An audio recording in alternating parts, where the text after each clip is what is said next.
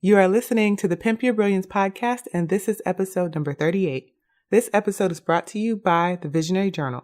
The Visionary Journal is a day planner, goal-setting guide, and mini vision board wrapped up into one neat little package that helps you break down your goals into actionable steps that you can integrate into your daily schedule. You can order a copy and check it out by visiting visionaryjournal.co.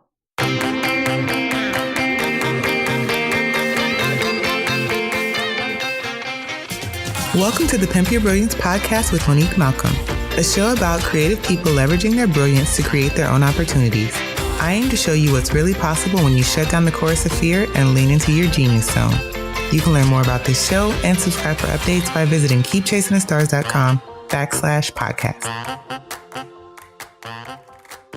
Hey Star Chasers, welcome back to another episode of Pimp Your Brilliance. I'm your host, Monique Malcolm, and if this is your first time here, welcome. The Pimp Your Brilliance podcast is a show for creatives who want to leverage their ideas and create their own opportunities. And I do this every single week through inspiring interviews with amazing creative entrepreneurs. And then I hop on the mic and share actionable strategies for you to try out for yourself. But this week we have another interview, and today's guest is Kyla Roma. Kyla is a Canadian business coach and digital strategist who worked behind the scenes in hundreds of businesses, from six-figure brands to one-woman shops. She helps business owners make their brands irresistible, profitable, and simple to run so their businesses aren't just successful, their work is measurable, and it feels amazing. And isn't that what we're all looking for? A business that feels good, that's simplified, that's growing, that's earning money, and is not stressing us the heck out. So Kyla is great at simplifying marketing. As a matter of fact, in this episode, she's going to be sharing with us how she structured her business around her life and her family, how to give yourself permission to be human while moving your business forward, and 4 simple ways to simplify your marketing. So if you're ready, grab your pen and a notebook, and let's dive in. Hi, Kyla. Welcome to the show. Thank you so much for having me. I'm excited to have you on because, you guys, we've already been talking for a few minutes, and going into the show, I never know how guests are going to be beforehand unless I know them like personally, and the conversation's already been good, and she's already brought up so many important points that I can't wait for us to dive into this chat. So I'm not going to waste any more time. Let's just have Kyla introduce herself. Tell us about your business and how you make your living. Thanks so much.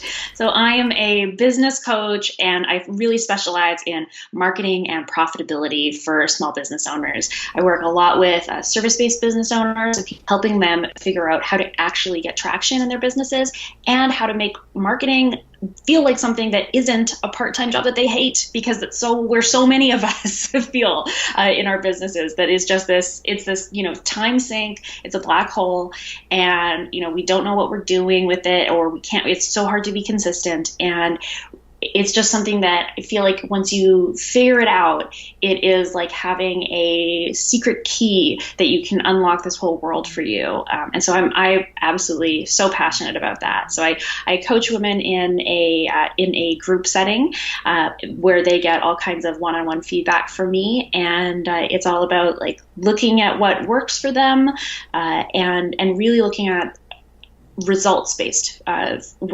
marketing. So I love like running little experiments in my own business and seeing kind of how can I change one aspect of that, see what changes from there, and really get curious and up close with our marketing, and really with just connecting with people and looking at more marketing as a way of really bringing that connection out and making our businesses, making the outside of our businesses really feel more like the inside of our businesses. Oh my gosh, I love all of that you just said, particularly where you talked about, making sure businesses are profitable, because that's really important. And I want to circle back to that. But first, I want to ask you about how you structured your business around your life and your family. Definitely. It's been something that has evolved over time. So I started out in this business. This is my second business. I used to be a web designer, and I owned a boutique web design agency, and it was crazy. It was just nuts. I was working 60, 70-hour weeks. It was just an administrative monster. And that's really where my passion for business started, I kind of developed Stockholm syndrome when I was trying to fix the problem. I just fell in love with business. And so my journey has really been trying to make my business fit more into my life, be less unwieldy, be more effective. So in this business, I started out doing one-on-one coaching with people. And my husband and I, it was making us a great living. My husband was able to leave. He had a sales role where he was working, at a really high level with companies doing interbusiness sales. And he was able to leave that, come join the business. And for us, though, we realized that it wasn't going to translate into us being able to have a family. It was, I was working off of my feet all the time. So I really had to look at what is the end result that I want? What is the day-to-day life that I would like? What's that lifestyle piece look like? And then work backwards from that. So in really concrete terms, I sat down with a piece of paper. I mapped out how much, roughly kind of what I would like my ideal schedule to look like. And I like working, so I'm not talking about working, 2 hours a day and spending the rest of the time, in a spa where I'm paying $100 an hour to hang out. But it was looking at what would be a better balance of client work for me, and then. So how much time roughly would I like to be spending doing the revenue generating pieces, the income generating pieces for me? And then knowing myself and knowing how much freaking time it takes me to get the word out about my business, keep the Instagram posts scheduled, be able to actually have time to talk with people who light me up inside of the business world and grow my relationships. I know that I've never had enough time for those things. So how can I make that part of my week as well? So I mapped those out and kind of got a sense of roughly what I needed that split to be, if that was a whole pie, kind of which pieces of the pie each of those things would be. And then I really sat down and went, well, what the heck would create that?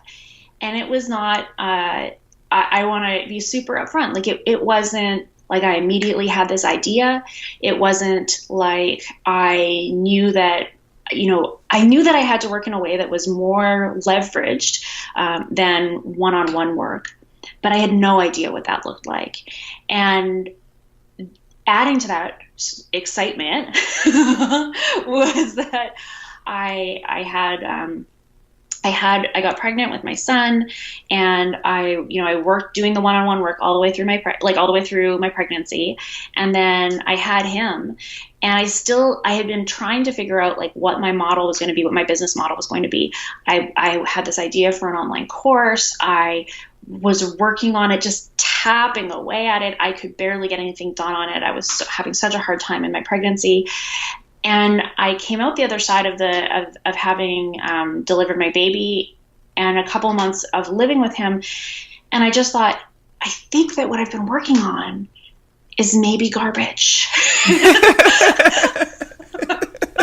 And doesn't that suck when you've sunk so much time into something and realize like this is not going to work? It's not what I thought it was. And you have to scrap it. Like how did you feel coming to that realization? Well, I think, oh man, yeah, it sucks. It really sucks. Honestly, though, one of the things that I tried to look out for the absolute most in my business life it's called the sunk cost fallacy. Oh. And it is exactly that.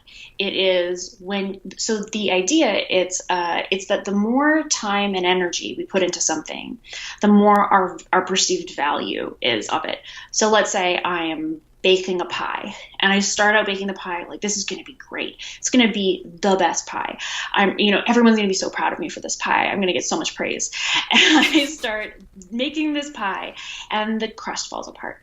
I go, I'm going to work on that. It's okay. I can work on that. I can make that happen. I can fix it. I start putting it together, and then my oven breaks. I'm like, oh no, okay, well I'm gonna go in, I'm gonna buy a new oven, and then now what I'm starting to do is we get more and more entrenched in the idea of this pie has to happen, and we start to see the dollar value of our time, the dollar value of money that we've spent. So that freaking oven. I don't know if I could swear, but. But like that oven, all of these other pieces, they start to add up to this incredible value that we see in it. And so the more time and energy we put into something, the less likely we are to abandon it, the less likely we are to cut our losses. And that means, I mean, we see it, I think we've all got a friend in a relationship like that. You know, we can see this play out in so many different ways. And for me, that was the story of my first business. I knew that I needed to leave. I was in a partnership with a wonderful woman who I'm still good friends with. And I knew that it wasn't right for me at the end of the day, but I put so much time and energy into it. It took me 3.5 years to leave. And I'm constantly on the lookout for that happening. And I'm so thankful for it, because if I hadn't, I see this with clients, like not all the time, thankfully, but I do see this with clients and with friends. You know, it can be very tempting to think that I just need to do this one extra thing. I just need to fine tune it a little bit and push a little harder. And sometimes that is the case. But in this situation, I thought, you know what, I've really got to look at how much effort it is that's taking me to push this lead balloon off the ground. So for me, when I looked at that, I just thought, you know, the momentum isn't there, the excitement isn't there, the energy isn't there, the words are not falling off of the page or falling out of me onto the page. I've got to pay attention to that. And so I left it alone, and I had a waiting list of like 100 people who were saying they were very excited about this idea. And I thought, it's just not going to work. I'm not going to be able to deliver in the way that I want to. So I looked at that list or that kind of model calendar, is how I think about it, of here's how I would like my time to work. I looked at how many billable hours roughly would that mean? What would I need to be charging per hour roughly? Or not even per hour. If I was working X many hours a week, what would that turn into in income for us? What can I figure out in terms of what that would turn out into revenue? And then I started to see that I either needed to charge like, you know, $7,000, $10,000, $15,000 per engagement per client, or I needed to work in a leveraged way. And I thought, I think there's an opportunity here for me to figure out a way where I can work with business owners who aren't ready for that level of investment monetarily in their business, who want to put in some time instead of that chunk of change. I would come up with an idea and I go, I think I could do it like this, and I could have a membership site, and I could have people do this, and I could have rotating guest speakers, and it could be like this. And then I will wait for a couple of days and I think, oh, damn it, that's the Female Entrepreneur Association. Okay, that's not it. And then I come with another idea and I'd be so excited. I'm like, okay, this has got to be it. Oh no, that's Heather Crabtree. That's what Heather Crabtree's business is. That's not mine. That's someone else's. Okay. And it was so funny. Like I had to really cycle through a whole bunch of ideas first and really kind of get other people's ideas out of my head. I had to drop back from social media a little bit, drop back from being so in having other people kind of in my head. And eventually I thought, you know what? I'll do something where it's still a membership course. It's still a course. It's a 90-day thing. I will have the lessons scheduled on a week-to-week basis. So because I'm doing the same thing with one-on-one clients anyways. This is, you know, why this would work is that everyone's going through the same exercises and I'm having the same conversations over and over. So let's do it that way. But then I will look at their work and I will give them personal video feedback on everything that they're doing so that they're really supportive. They're still getting that personal piece that is very important to me. And I can really be there for them in a way that's meaningful. And then all the details of like, well, what does that mean in terms of pricing? What does that mean in terms of all this stuff? But for me, it's a hybrid kind of a model. And it really took sifting through a lot of bad ideas on my part, other people's ideas, for me to be able to figure out, you know, what would work for me. And, you know, it may change in the future. That's totally fine. That's the fun part of this. That's why I love business design and looking at how can you take the different income streams that you have and really put them into something that's very unique for you that amplifies your talents. Oh gosh, you said so many things. So at this point, you found this business that you structured around your life. So how does your being a mom and being a wife, how does that fit into everything? A big part of it is that for me, a huge component was I can't be available on demand for this many one-on-one live meetings. So before I was working with 15 clients at a time or so, or even 10, and that means 10 meetings a week. Or if I was doing it every other week, still 5 meetings a week or more. And there are days like right before this podcast, I was telling you last night, my son is such a delight, love him so much, but oh my goodness, he went to bed. He went to bed for the night. I was like, oh, fabulous. I'm so tired. It was my husband and my wedding anniversary. I'm like, great. I can just relax. I was in my PJs by 6 p.m. Like, I'm going to sleep so well tonight. I just need to sleep. He wakes up. My son wakes up at 1 a.m. He's awake until 4. And so if I had a full day of client work, I would be incoherent. And so I needed to really look at how can I make things. I want to stack the deck in favor of success is basically how I look at business design, how I look at things. That's my kind of strategic perspective. It's how can I make it difficult for me to fail?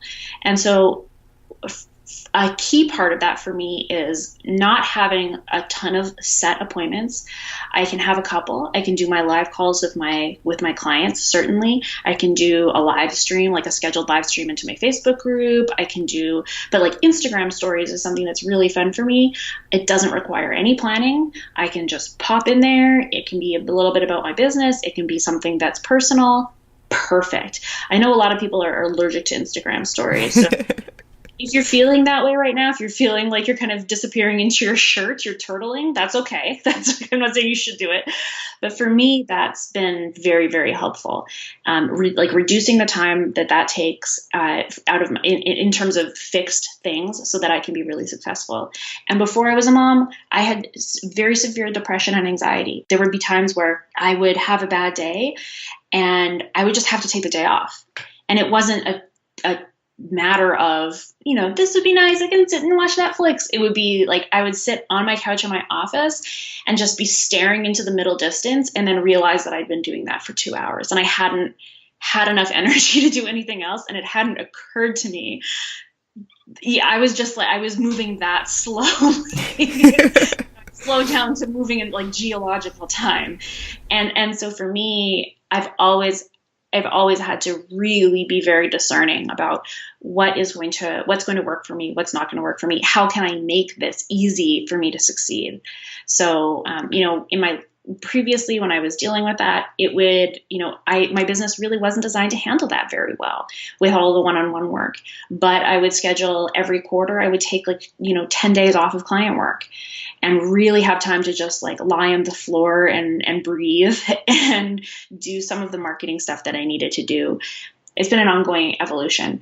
In terms of being a wife, I'm incredibly lucky to have a wonderful husband who's a staunch feminist, and we have really kind of flipped gender roles in our life, which we love and is hilarious, we think, and wonderful. And we're so excited to have. We have our son, my little guy is a boy, and we're so excited to raise him and have him see that dad does all the cooking and cleaning, dad does all the grocery shopping, dad is the one who manages all the appointments and everything, and mom works and then cuddles and plays with everybody. I get to be the fun parent, kind of. Which is really nice, but also, we really work at making sure that the division of emotional labor and actual labor in our house is as close to equal as possible. So that's a huge part of it. I'm so happy that you shared that. That's something that I wanted to make sure that I pulled out of you for this interview, because Everybody thinks businesses are just one way. Everybody tends to think like the way that you run your business when you have a family is one way. And I love that you have intentionally structured your business around the way that your life works, whether it's dealing with parenting your son or it's dealing with health and your anxiety, your depression. You've figured out what's worked for you, and you've been intentional about putting in structures in place that support that. And a lot of times people that I talk with just kind of think like, well, I just got to barrel through it. This is the way that it is. And that's it. And it's like, no, sometimes you have to just go back to the drawing board and think about how can I make this better? Like you said, how can I make it harder for myself to fail? And I think that that's so smart that you guys have done that. And I wish that more people talked about that and shared that, I work this business because I want to work. I like that you said that in the beginning, that you like working. It's not that you just want to work less hours so you can sit at the spa all day, because I feel like there's a lot of misconception there. It's like, oh, I'm going to work 4 hours and then the rest of the hours I'm just going to lay on the beach and drink cocktails. It's like, no, like a lot of us actually like our work and want to work decent hours, but we don't want to be a slave to the work, and we don't want the work to infringe on living our lives, but we do want to work. And I think that that's a really important distinction to make that's not often made. Absolutely. It's funny. I was thinking the other day, I haven't tweeted it yet, but I'm going to, and it's a little salty, that really, your goal is to build a business where you don't have to, you don't have to show up at any specific time. You don't need to do any of the work that involves, build like actual client work or selling. You want to hire all that out, and you don't want to be involved in it. And that in your vision is to create this, a machine that does all that for you. I mean, more power to you, but really what that actually looks like for most people, how they achieve that in life is not actually by building a business. If that's what you're trying to build is a trust fund. And it would be really, I think a lot of us, it would be great if that was just handed to us. And really running a business, for most of us, it doesn't look like that until you're maybe like you're right at the point of succession planning. Like you're really, that's just not how businesses work, even in multi-million-dollar businesses. I love it. I love it. Okay, so I want to talk about profitability, because I know this is something that you help your clients with. And I feel like every single business owner wants to make money, but so often we overlook what it means to be profitable. And there's some differences there. And I would love for you to talk about that. Oh my goodness. Yeah, that's such a good point. Absolutely. I think, really, at a very basic level, we've got to look at how much money are we bringing in? How much money are we spending on our business? How much money are we paying ourselves? And then there's that, that profitability gap. So I think a lot of the time we as people who are building businesses, who are starting out, we either, if you're a freelancer, you're in a mindset of this is my hourly rate. And it's profitable because really I'm valuing my time at $0. And so I have the internal value of $0 inside of my business. So the admin work that I do is worth $0. And then I mark that time up to like $50 an hour or $75 an hour for clients. And so the way that I like to look at income and looking at your profitability is looking at, for each of your offers, how much admin time does that actually take you to support it? How much time are you spending bookkeeping, roughly, a week or a month? What are the other things? What are the other costs that go around supporting it? Do you have a special subscription service that you need to pay for? So we look at the actual overhead of your business. How much? What are the base level costs? I can't run my business without paying for email marketing software. That is used by all of my offers equally. So that is something that is just a standard cost in my business. So we measure that out. And then we also measure out the time piece, and we assign a dollar value to that for supporting and running each of our offers. And then we look at, okay, what does my pricing actually need to be? If I assign a dollar value, even if it's only like $10 an hour to start or something, what if I assign a dollar value to my time in supporting these offers and in completing the offer, especially if it's client work, then what's that total amount per month or per year that this offer costs me to operate? And then how do I mark that up to customers? I don't know, that's pretty granular, but like, does that make sense to you? Yes, that makes plenty of sense to me. Okay, so that it's that gap of, here's what it takes me to run this offer out in terms of time, energy, actual admin work, subscription fees. That's that X amount. And then I need to mark that amount up. And that's how I figure out what my actual kind of profitability per offer is. And then the other piece that I do is I do all of these checks and balances, because there's so many things that we miss out on. So I do that for every single thing that my clients offer. And then we look at, well, now what is your overhead cost? And we subtract that. And then we look at how much are you going to pay in taxes, roughly. We take that out. And then we look at that number and we go, okay, is that a livable income number? And if that's a livable income number, then I still spoil their plans by going, okay, well, now add up the hours that would take in a week. And do you have that many hours in a week for you to do all these things? Because a lot of the time, that was the biggest downfall I found in my first business, and in figuring out how I could run a business that would work for me and support my family in a meaningful way, was that I would write these plans out. They would look great on paper, perfect. And I was so excited.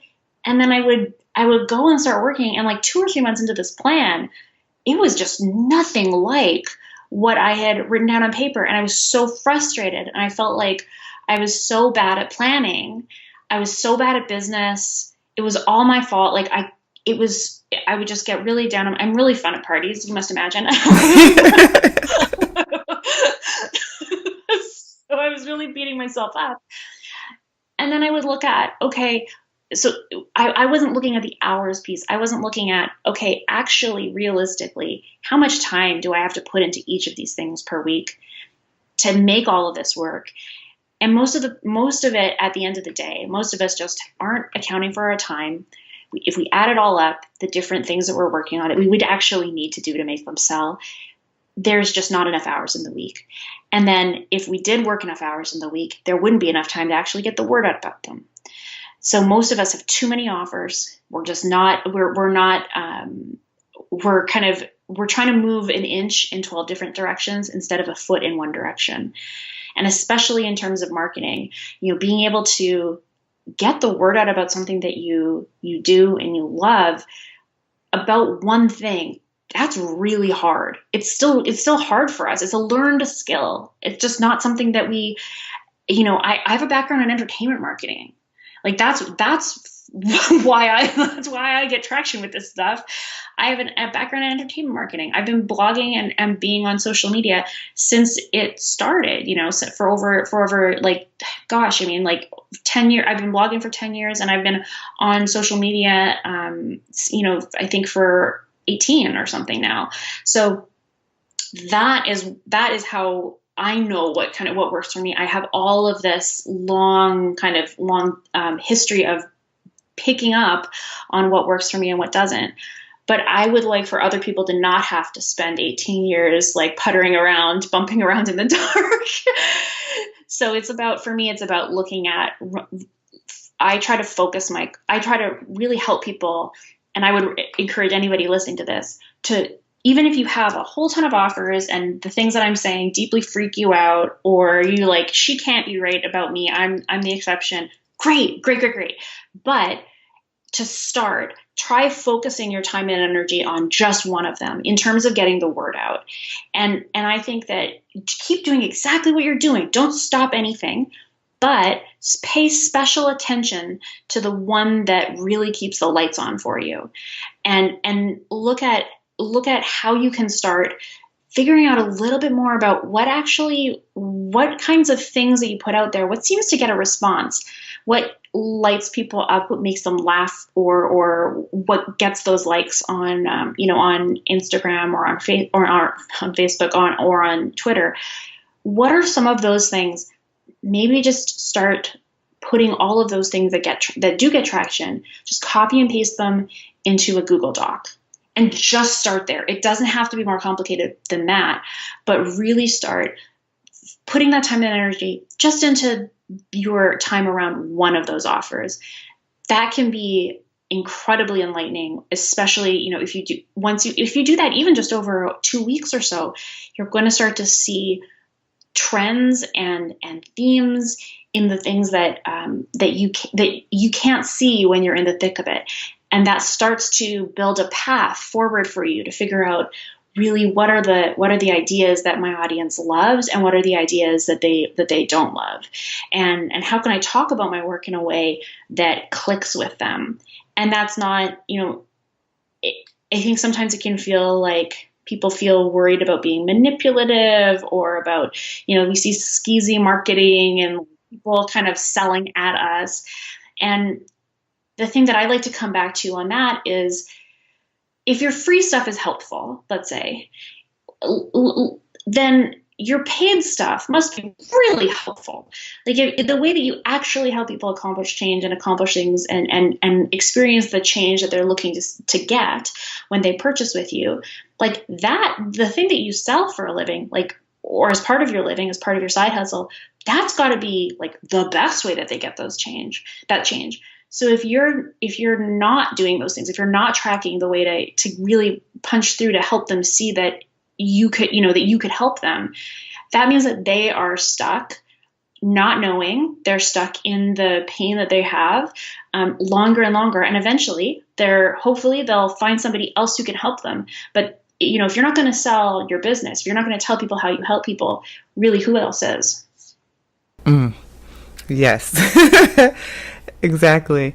Okay, so you've mentioned marketing multiple times, and I feel like this is a good time to jump into talking about marketing, because something that Kyla said, I've seen her tweet this, and I'm pretty sure I saw this in an email. It was something to the effect of, when you are planning your marketing, like, don't do things that you don't like. She was like, do not choose marketing, like the social media platforms that make you want to set yourself on fire. Like, just take those off of your list and ignore them. And I found that really resonated, because I have this really strange relationship with Instagram. I talk about it all the time, but I realize I'm not the only person. Like, I get emails all the time from people who feel like they're just speaking into a void, or they're dropping the balls with their marketing because there's just so much and they're trying to do all of the things. And this is like where Kyla shines with talking about, like, just say yes to the things that you need to say yes to, and like forget everything else. So let's talk about this. Absolutely. Well, I think it's so important that we give ourselves permission to be humans, and we give ourselves permission to mess up and to not do it right, and to feel like we're not doing it right, when really the only rules in this, are that you get to make the rules. So I think it's a helpful place to start when is really looking at, like, what do you like doing and what do you not like doing? Now, if you really hate, a huge part of how you're moving forward in your business, like how you're trying to get the word out about it, the likelihood of you actually spending the time in doing that just plummets, and so you're going to create a situation where you're miserable and you're punching a clock. And I thought that's what we were trying to get away from, for most of us when we're running our own businesses. So I really think, absolutely, if you hate Instagram, then, this is your permission slip to abandon the platform completely. Like, just stop. I think the other thing that can be really helpful is to look at what is actually getting you clients and really look at the data on that, or look at what's getting you customers.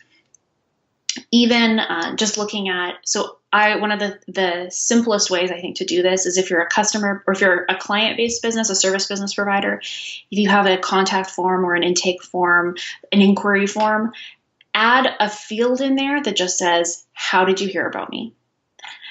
For if you're a product-based business, maybe you can do that too. Maybe you can have like a little on your checkout form. Can you have that? Can you look at your Google Analytics, and just before you black out from fear for my mentioning that,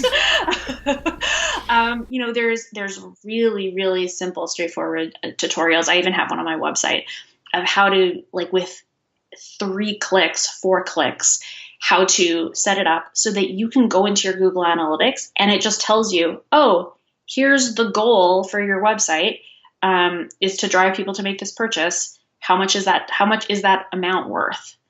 So you can say, well, this is, for if once people get to this page, that means that it's a thank you page for a product that was, $5 or $5,000.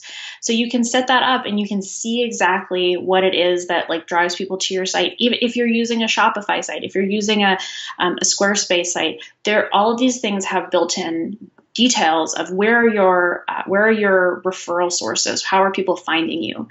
So figure out how people are finding you, and then if you can, find out how your customers are finding you, those people that are paying you the money. So look at where they're coming from. And that can start to give you a sense of, okay, like this is maybe how much time and energy this should take up for me. And maybe I often find that the things that are taking up a lot of our kind of psychic space aren't the things that really are actually even getting us customers or clients. So I think it's really appealing, the idea of, especially Instagram, man, like the idea of having a perfect candy-coated, beautiful shell that appears online and where you look glamorous and people find you and they go, oh, she's so beautiful and radiant and smart. And they go to your business and they're like, where do I drop off the unmarked bags of money? And like, of course that's appealing. Of course that's appealing. But I know from being in business and being involved behind the scenes in people's businesses, you can have 17,000 followers on Instagram and you can be making under $30,000 a year. That saying that like popular isn't profitable is absolutely true. So I really think, I try to look at what are the things that you're doing right now that seem to be getting traction. How can you start to collect a tiny amount of information about maybe what are some of the themes there? And then look at what is actually getting people through the door, and start there. And if something feels difficult and frustrating, I mean, there are definitely pieces of my business that I'm less excited about. There are pieces, I think the idea that like, if you do what you love, you'll never work a day in your life is just absolute bullshit. It's so awful. And so there are parts of my business that are totally a slog for me, but I find ways to put that time and energy in small pieces. I find ways to make it more fun for myself. I try to get curious. I want to know if I think something is bullshit. I want to know what kind of bullshit. Like I want to get close and like really get a sense of, okay, do I hate this because it makes me feel inferior? Do I hate this because I don't know where to get images? Do I hate this because I know where to get images and it doesn't make me feel inferior to start, but then I put them out there and I get no traction on it and the engagement piece makes me feel terrible? Is it like, what is it about it? Because getting curious and asking those follow-up questions, that's how you can actually get to a problem that you can solve. And I think a lot of us were in a habit of being of not taking enough responsibility around those things and saying, man, it just isn't for me. And if something isn't for you, then that's fine. If you have other stuff that's bringing people in through the door, awesome. Awesome. Focus on that. Like, don't focus on something that is your weakness. I think use your strengths absolutely first. And so I look at, for me, I hated Instagram. I hated Instagram. I hated it. And I also knew that I work a lot with web designers and photographers, and boy, if that isn't their catnip. And so I knew that they were there. I knew that we got along when we were hanging out together, or when we were spending time together, when we got on client calls. And it was so frustrating for me. So when I knew that I also needed more referral sources, I needed to get people through the door and learning more about what I was doing. So I started experimenting with Instagram, and I started examining my own feelings about it and wondering if there was a way where I could get curious about it. I could just get a little closer, figure out what was working for me, figure out what wasn't working for me. And it's still it's a moving target for me. Last week I scheduled 4 posts. This week I have scheduled no posts. I can be consistent on stories. So that's where I spend my time and energy mostly. But for me, the important thing is that I know that it brings me business. I've absolutely booked clients through Instagram stories. So that's important to me. If I tried this for 2 or 3 months and I wasn't getting any traction with it, I would probably stop. I also know that my number one traffic source on my website is Pinterest. Like, it is not, so this is not a traffic driver for me. It's something that gets me clients. So it's something that I'm trying to, for me, the combination of knowing what actually gets people through the door and giving myself permission to say, I'm going to explore this aspect of my marketing life that it kind of makes me feel a little cringy. It makes me feel like I'm outside of my comfort zone. But I'm only doing that in one area of my business. I already have an offer that is all set up, ready to go. I am absolutely doing other things that use my strengths, and I'm actively asking myself, how can I bring those strengths into my Instagram life? I think it's important to pay attention, though, to what you like and what you don't. And for me, showing up there, what before stories were around, it was a thankless slog. And now that there are stories on Instagram, it's a place that I'm more curious about. And I get people, like, I post something, I get like 5-10 replies back. And I engage with other people and have started real friendships through it. And that for me has been really fun and exciting, because I live in the middle of nowhere, so in Canada. So it's that feedback loop of like, what gets me business results, what makes me feel good, what uses my strengths, and trying to play with that. Okay. Well, I live in the middle of nowhere too. It's a beach town full of old people. So the internet is like my safe place. It's the way where there's a place where there's things happening that don't involve like old people talking with me at Chick-fil-A when I'm just trying to quietly eat my breakfast. But that's the story of my life. I've never met a stranger, even when I want them to be strangers. But that's just how it is. But love it. It's so true. But I feel like now is a great time to jump into the Pimp Your Brilliance Action Challenge, because you just shared some things about marketing, but you're going to share with us 3 ways to simplify your marketing, which I am super excited to hear, because listen, I am one of those people that's on team do too much, and I'm trying to get to a place of like, let's just do enough. Yeah, absolutely. Absolutely. So I think, the first thing is really stop starting over. I think for so many of us, it's, we are constantly feeling, we get to the end of whatever our routine was. Maybe we punch through, we write a whole bunch of blog posts, or we schedule a whole bunch of social media, and then we stop for a bit, we take a break, and then we come back and we go, oh man, now I have to start from scratch. So document the things that you're doing that work for you. And that can be very, very simple. So if you're feeling like wherever there's chaos in your business, for me, that would be around figuring out in marketing, it's figuring out what messages get through.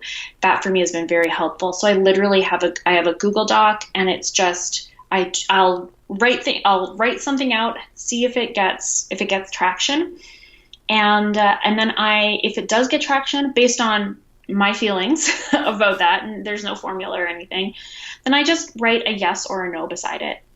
And so then I can go back and I can start to sort this by what people like and what people don't like in terms of how I'm talking about my business. That gives me a way to really, in one place, I can just go and look at what seems to be getting through.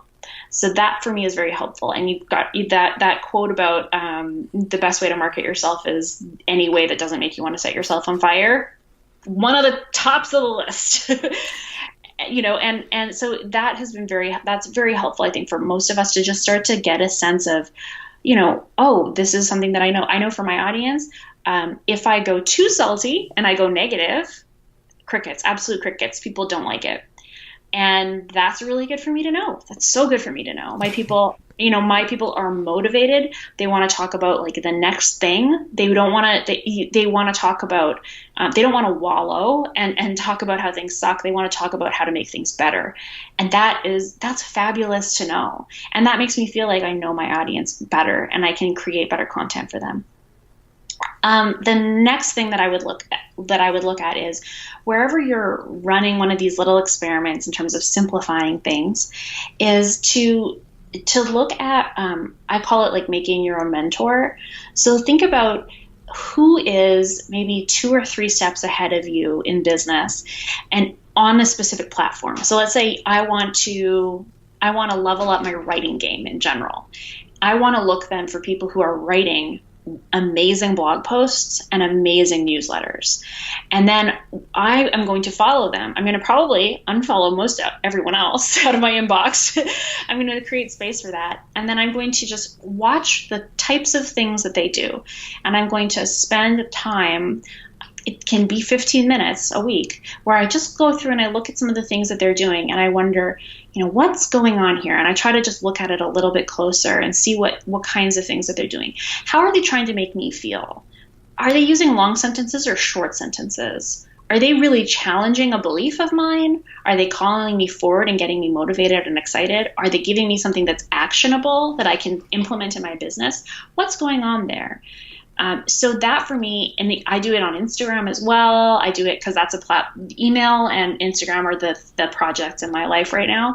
So I have a collection in Instagram where I save posts, and then I can just go back and I can look at them and see what kinds of posts do I like and think about how I could do my own version of that. The reason ways that pro marketers are good at this is because they have a swipe file. And most business owners do not have a swipe file. So one of the things that I added it to my welcome sequence in my emails because it saves us so much time. A swipe file is literally just a place where you save things that are compelling to you that other people are doing. So then you can go, how could I do my own version of that? And it's not plagiarism. It's not about, it's not about copying other people. It's about looking at what is kind of going on in that piece of content. How can I adapt that so that it's really it's my voice, it's true to me, and I'm sharing from a compelling place.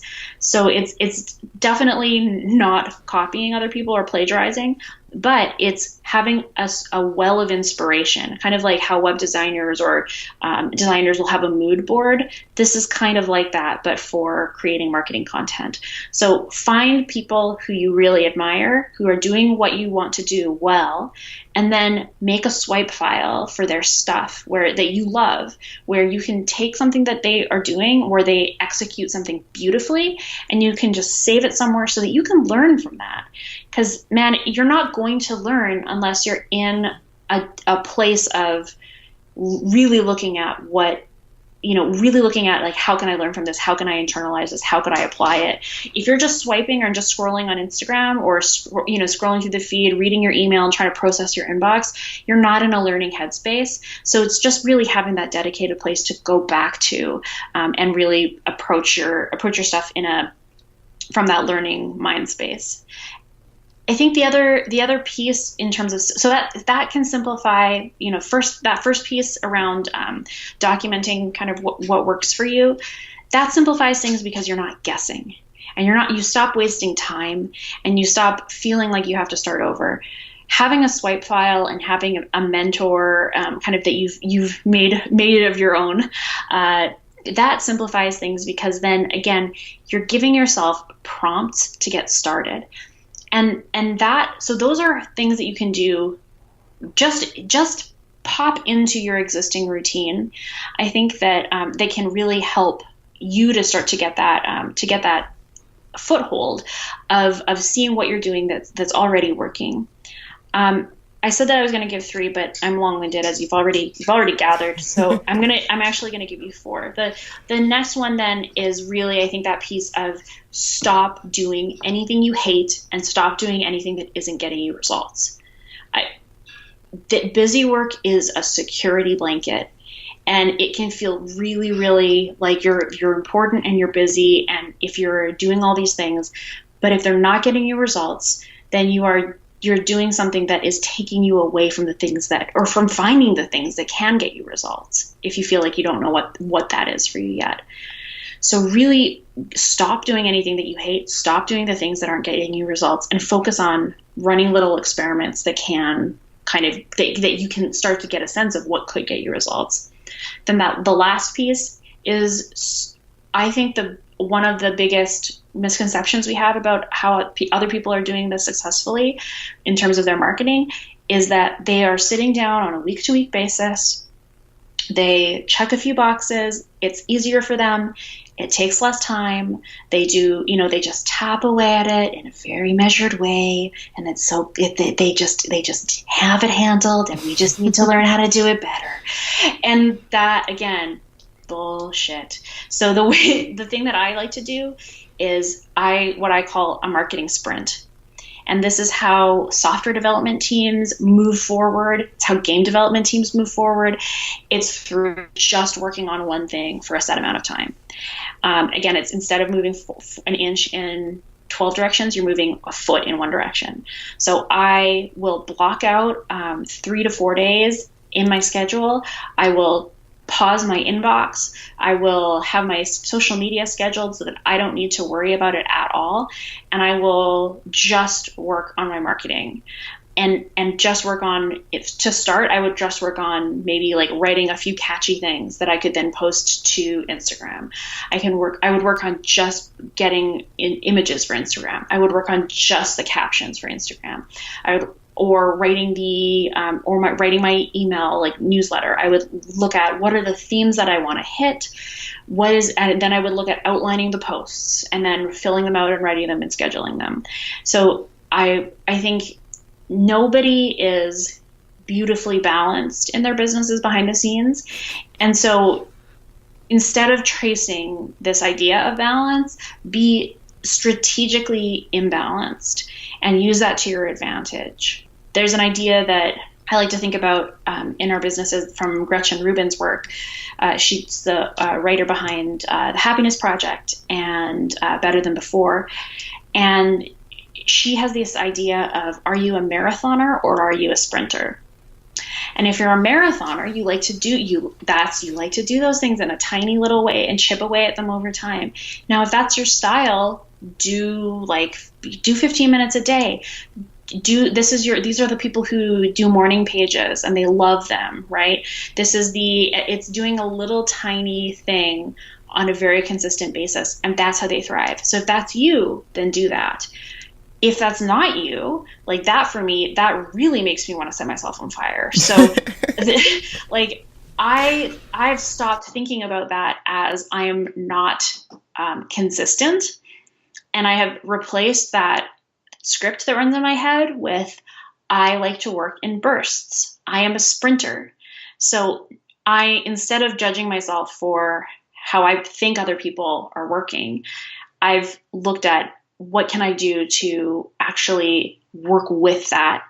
And for me, setting aside just a little chunk of time, it can be a half a day to start. It doesn't have to be huge like I'm talking about, but that has been absolutely so powerful. I get so much more done. I feel better about it. And then I get to have a break. And especially if you don't love your marketing, it's for, anything that you're doing. If you hate looking at your finances, being in your accounting or like working on your taxes for 5 minutes a day is probably going to degrade your quality of life. It's important to keep a look at and like keep tabs on, but you can do this stuff like in chunks, and then you can make compelling progress on it and then have some downtime. That's allowed. You get to make the rules. So if that feels better for you, then try that out. You just said so many things that I found to be super important. So I just want to definitely say yes to the swipe file. And you said something that's like one of my, it's not a secret, but it's a thing that I feel so excited about when I am on Instagram is that collections feature. I save people who have cool businesses and I'm like, oh, at some point they could be a podcast guest. I used to screenshot those and then they got lost in my phone. But you can create collections and you can bookmark them out. So if I see somebody that has, are doing fantastic planner layouts, I have a collection for like flat lay inspo and people who I want to have on podcasts. If somebody writes a quote or a caption that I found really inspiring, I say that I have all these things. I have one for food when people are cooking cool food and they have recipes. There's just all these collections and it's just a really simple way that you can save things and go back to it later. Because if you say, oh, I'm going to go back and look at Kyla's feed because she posted that chocolate thing, you're going to forget. I'm going to forget. So I don't do that. I just save it in the collection. So I just want to reiterate that so people know, like, if you want to create a little swipe file on Instagram, use your collections and you can sort them. And I do the same thing in my email inbox for, especially when I know I'm in somebody's sales funnel. I have a folder that's dedicated to good ideas, and that's where I put good email copy and sales funnel copy. I just put it all in there. So when it's time to write it, it's there and I have something to look back to, because you're right. Sometimes you see like the way that people lay out something and it's just like, oh, I totally, like, that made so much sense, and you see how it can apply to your own business. So definitely do that.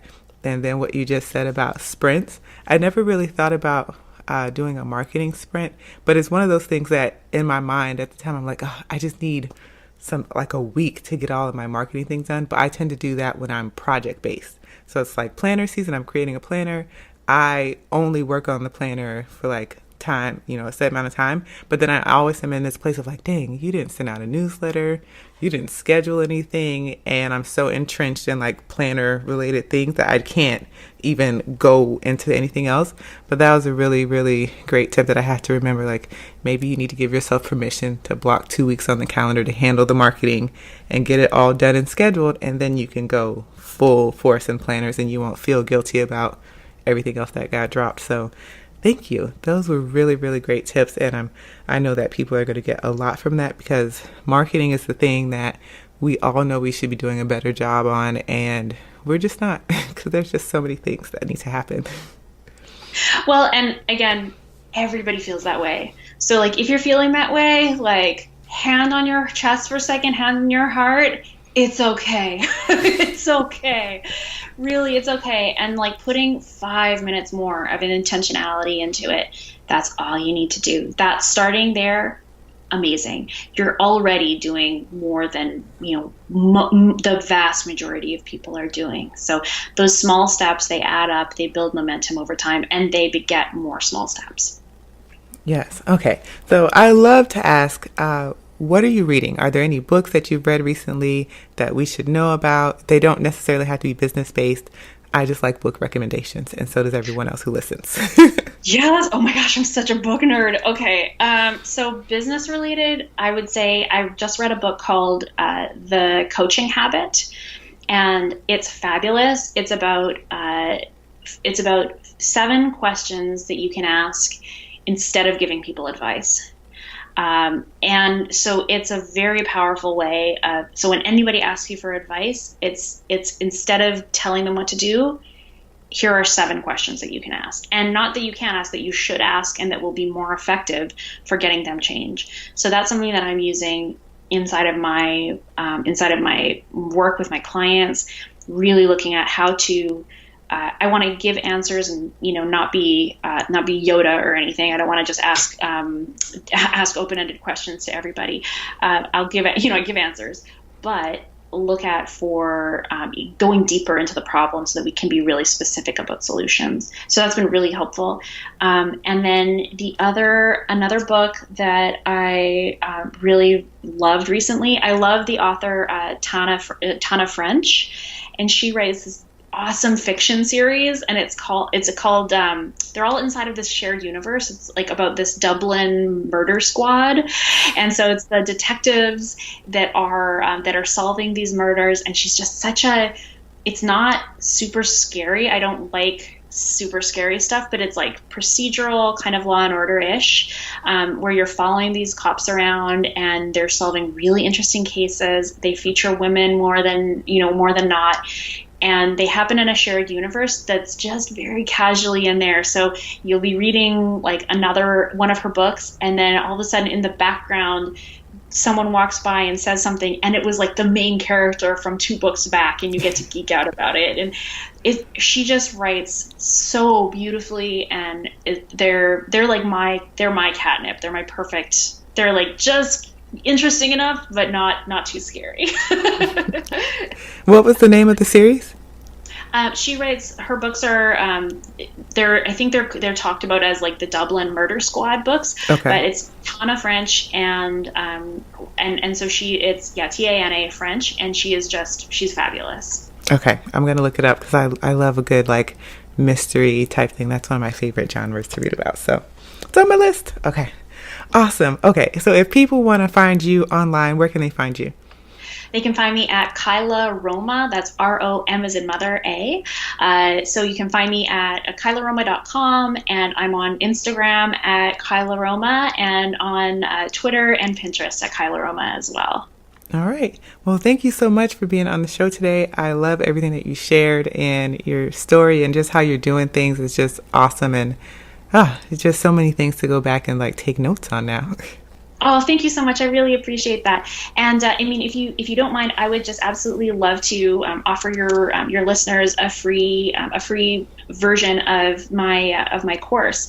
So I have a marketing course that's called Your Minimalist Marketing Plan, and I would love to offer them a free version. And they could use the promo code Chasing the Stars, and then they could get that for completely free. And it allows them to go through and actually plan out a marketing campaign to get the word out about what they do. Awesome. Okay, what's the URL for that? So they can come to kylaroma.com/marketing. kylaroma.com/marketing. I will have that in the show notes as well as the promo code. So definitely check the website for that. And thank you again. Absolutely. Thank you.